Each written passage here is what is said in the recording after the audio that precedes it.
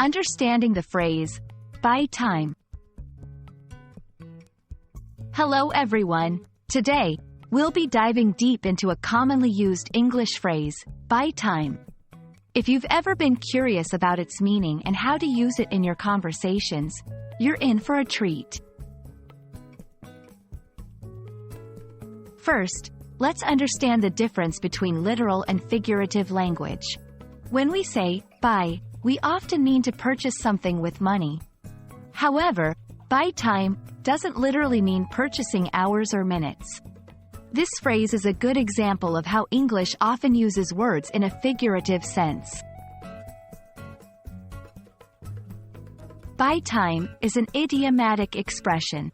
When someone says they're trying to buy time, it means they're attempting to delay an event or gain extra time for some reason.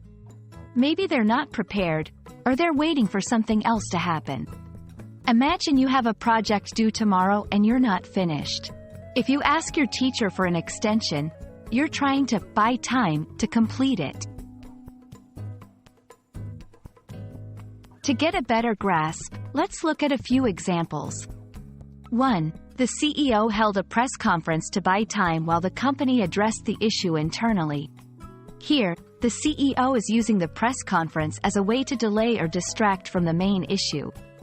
2. She told a joke to buy time, hoping the missing documents would be found soon. In this example, the person used humor as a way to delay the situation.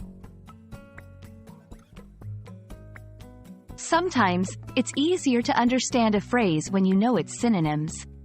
Some synonyms for buy time include delay tactics, stall, hold off. For instance, if you say, he's just using delay tactics, it can be similar in meaning to he's trying to buy time. And there you have it. Now you know what it means when someone is trying to buy time. English is filled with such idiomatic expressions, and understanding them can make you sound more fluent. Always remember, it's not about purchasing minutes but about trying to get some extra moments for oneself.